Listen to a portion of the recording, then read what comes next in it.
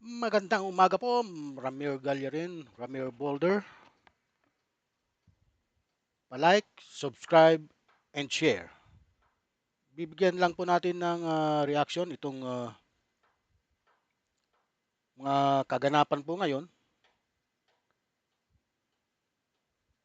Ito po ang sabi ni Sandro sa kanyang titang Aimee na may saltik sa ulo.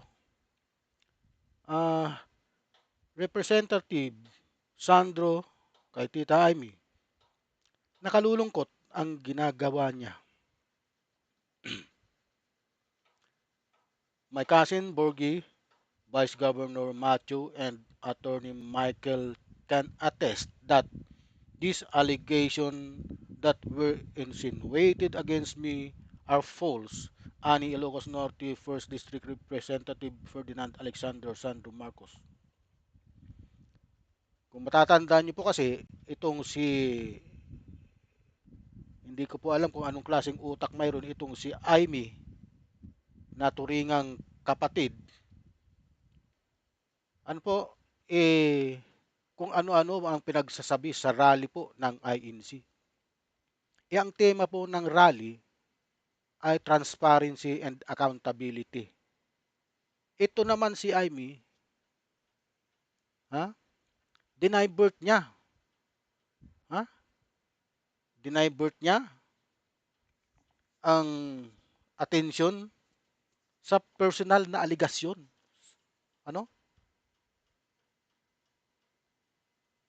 Deny birth niya yung mga accountability at transparency sa personal na away ng kanilang pamilya.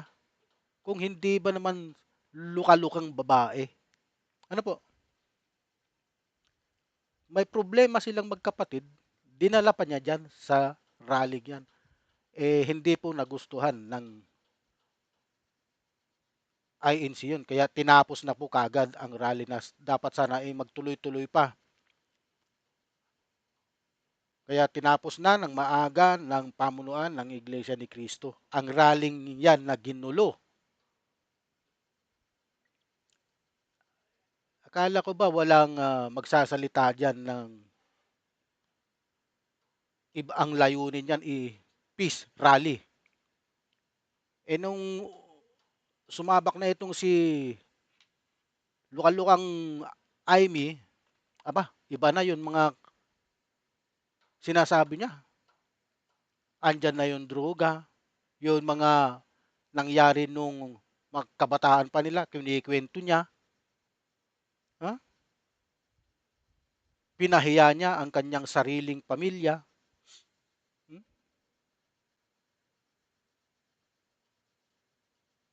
Pati yung mga anak ni Bongbong Marcos, idinamay niya. Tignan mo naman kung anong klaseng utak mayroon ang babaeng yan. Ngayon lang po ako nakakita ng isang magkapatid, ng magkapatid na kaya niya palang sirain sa harap ng napakaraming tao ang kanyang kapatid. At walang iba kundi ito, si Aimee. Aimee Luka-Luka. Ano? Oh. Mariing, Pinabulaanan ni Ilocos Norte 1st District Representative Ferdinand Alexander Sandro Marcos III ang paratang ni Senador Aimee Marcos hindi lamang sa kanya ngunit maging sa kanyang ama na si Pangulong Ferdinand Romualdez Marcos Jr. Ha? Na kapwa inakusahan na lulong sa illegal na droga. Lulong daw po. I have always acknowledged and respect the role my tita, Senador Amy Marcos, played in the early part of my public life. That respect remain, which is why this will be the first and last time I will be speaking on this. sabi ni Representative Sandro. Sa isang statement ngayong Martes, Nobyembre 18, ang pahayag ng nakababatang Marcos ay bilang reaksyon sa inihayag ni Senadora Amy sa Rally for Transparency and a Better Democracy ng Iglesia ni Cristo ng, ng Iglesia sa Quirino Grandstand na ang mag-amang Bongbong at Sandro kasama si First Lady Marcos ay matagal nang gumagamit di umano ng cocaine lalo na sa tuwing sila ay dumadalo ng mga parties.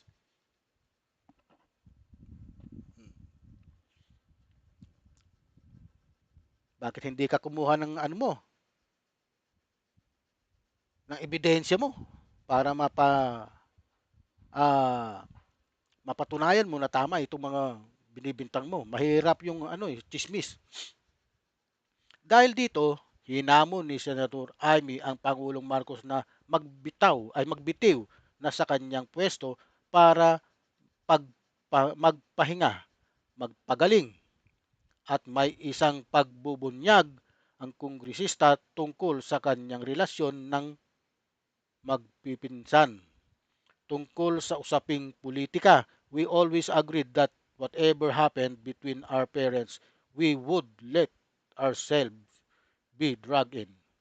That's why nakakalungkot makita na ginagawa niya, Senator Amy, ito, diin ni Representative Marcos. Nakaka dismaya po talaga ang mga binitiwang salita nitong Amy Marcos sa kanyang kapatid. Ano po? Pati po yung mga buhay po nila nung mga bata sila, isiniwalat dito. Ano?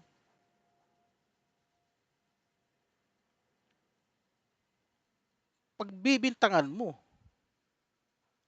yung kapatid mo, ha?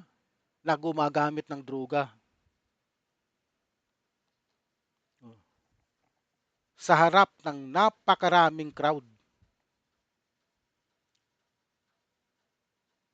Ano ang purpose mo? 'Di ba?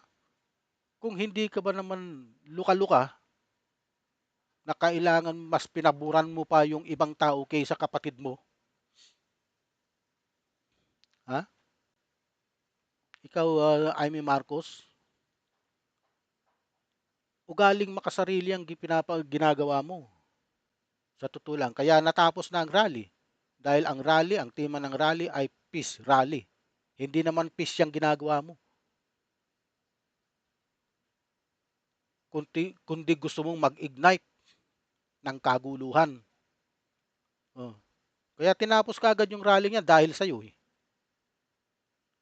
Dahil sa yung kalukuhan, kababae mong tao, ang haba-haba ng pinagsasabi mo, buti sana kung nanggaling talaga sa puso mo yan.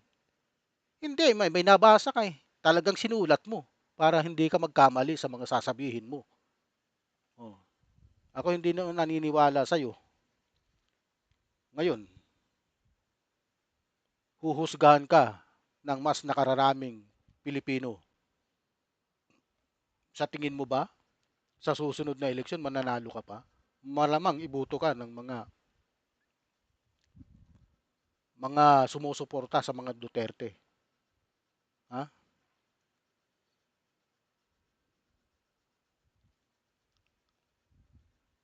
Oh, di ba? Sinira mo ang pangalan nyo. Ikaw mismo ang sumira. Hindi ko naman sinasabing hindi gumagamit yan kapatid mo. Wala naman, hindi ko rin naman pwedeng pagbintangan yan dahil hindi ko rin nakita. Ang tanging masasabi ko lang, ano, binabagsak mo ang pangalan nyo. Hmm?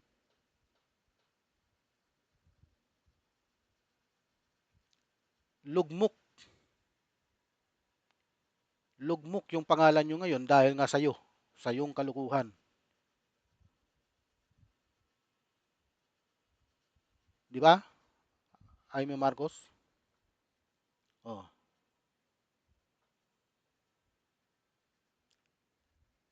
pati itong si Sandro, dinamay mo na siya gumagamit. At niyayaya niya itong mga pinsan niya. Ako hindi naniniwala dun eh.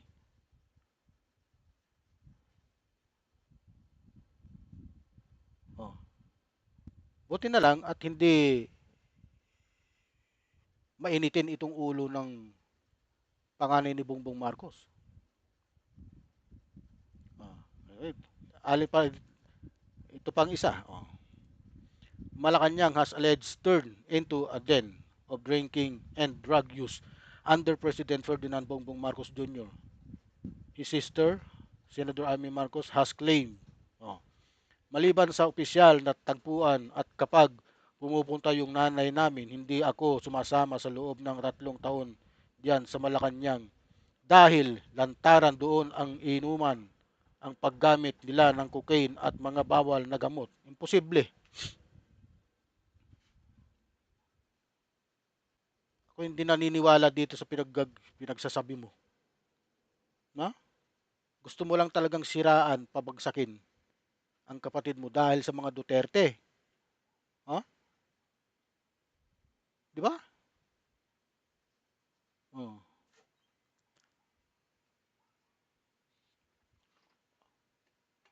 Ito, on November 17, 2025, during the second day of the Iglesia ni Cristo rally for transparency and a better democracy at Quirino Grandstand in Manila, Senator Amy Marcos delivered a highly controversial speech. In it, she publicly accused her brother, President Ferdinand Bongbong Marcos Jr., PBBM, of long-standing illegal drug use,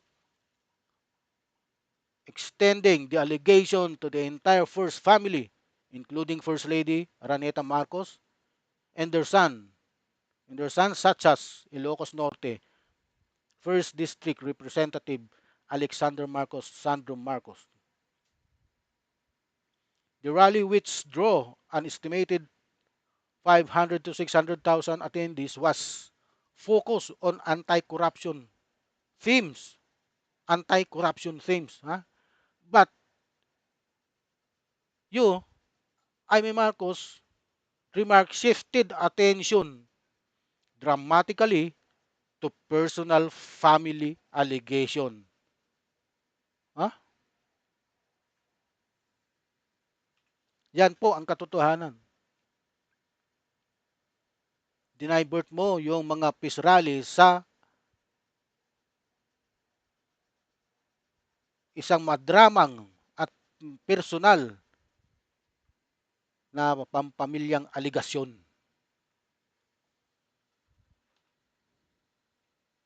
Kaya ang ginawa ng pamunuan ng Iglesia ni Cristo ay hininto na lang dahil hindi angkop yung pinagsasabi mo. Ha?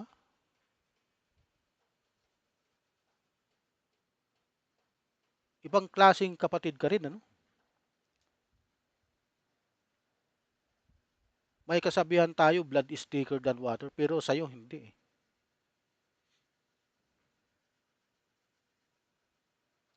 Duterte is thicker than Marcos.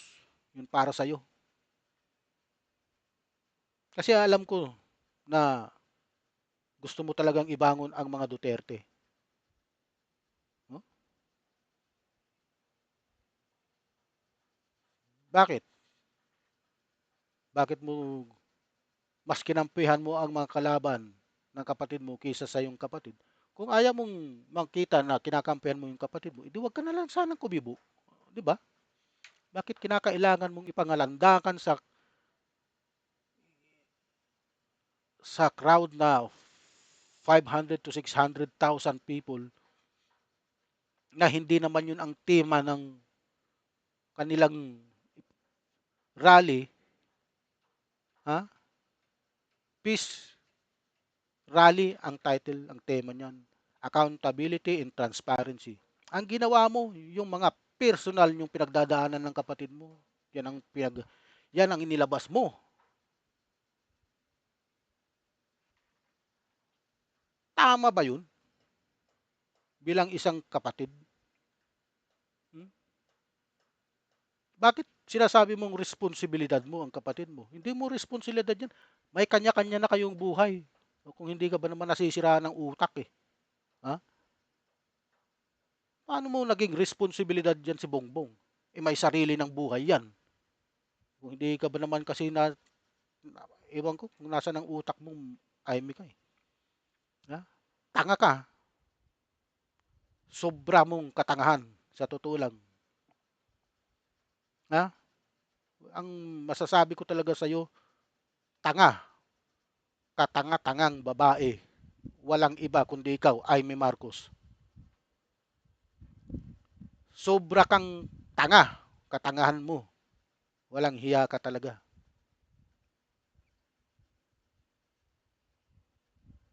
Hindi ako kumakampi sa kapatid mo pero mali ang ginawa mo.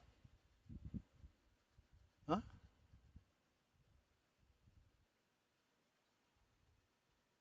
Nakakapang-init ka ng ulo. Sa totoo lang. Biro mo, ngayon lang ako nakakita ng mga taong ganito. Parang desperadong-desperado ka. Ha? Na mas kinampihan mo pa ang ibang tao kaysa kapatid mo. Alam mo, normal lang mag-away ang magkapatid. Sa totoo, mag-asawa nga nag-aaway, magkapatid pa kaya. Di ba?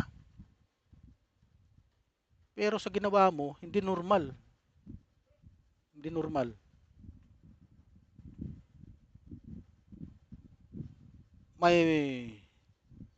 May kakaiba sa iyo bilang isang kapatid. Nakakatandang kapatid. Hmm?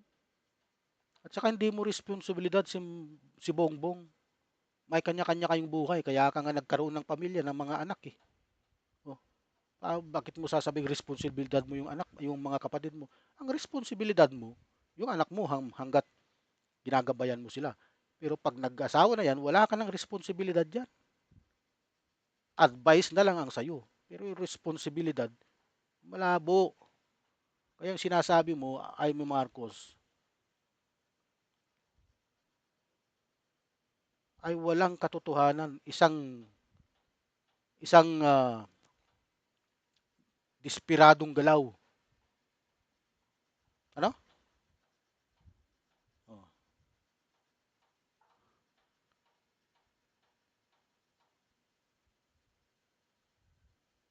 ayan po, ang mga talagang nakakainis na mga pahayag nitong siraulong Amy Marcos na to. Ha? Amy frame her speech as a personal plea for her brother recovery rather than a political attack, though it was delivered at a massive public event. Here's a breakdown. Huh? Her claim, based on report and video clips from the rally. Huh? Ayan,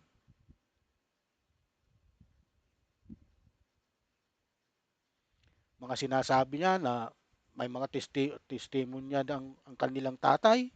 Hmm?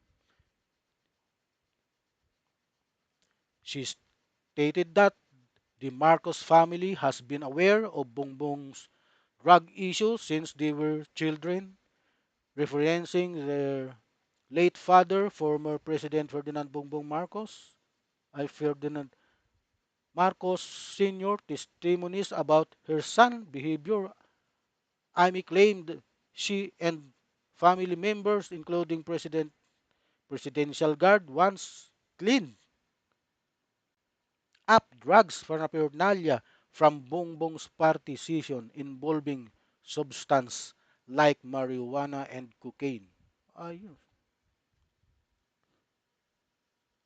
According to Amy, Bongbong addiction worsened after his marriage to Lisa Araneta Marcos, whom she also accused of drug use. She alleged the couple's children, including Sandro, are now involved and that the family pressure related, including Amy's own children, to join in.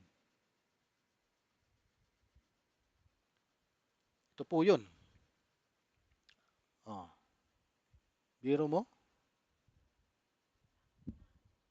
2016 daw, narco-list incident, Amy recounted pleading with former President Rodrigo Roa Duterte in 2016 when Bongbong name allegedly appeared on a narco list alongside celebrities like Maricel Soriano. Huh? She claimed she almost kneeled before Duterte to prioritize prosecuting pusher over user. Kakaiba talaga. Kakaiba. Mga akusasyong lumabas na ito sa hearing nun eh. Ha? Nung 19th Congress pa ito. Ha? Ang Senate President pa noon ay si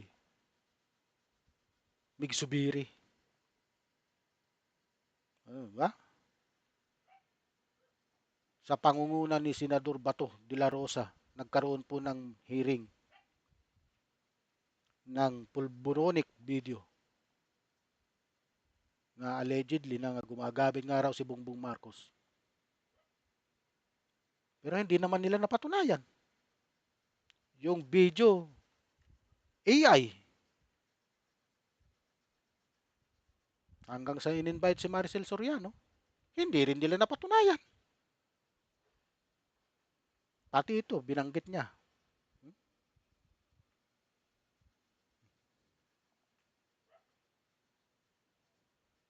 Kaya po, nakaka-dismaya. Ano?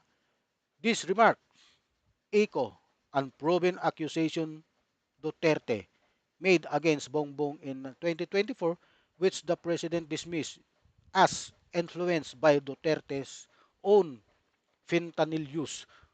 No new evidence was presented by Amy and her claims remain unverified. Yan po masasabi ko. Kaya wag po kayong maniniwala sa mga sinasabi nitong babaeng lukalukang to na kapatid ni Bongbong na si Amy Marcos. Isa pong lukalukang babae yan. Ha? Kaya po tinapos kaagad ng mga pamunuan ng Iglesia ni Cristo ang kanilang rally ay dahil po dyan sa mga pinagsasabi ni Amy Lukalukang Marcos. Yan po ang katotohanan dyan. Ano? Okay. Marami pong salamat sa inyong pakikinig. Huwag niyo pong kalimutan mag-like and subscribe sa aking channel, Ramir Boulder. Marami pong salamat at mabuhay po kayo.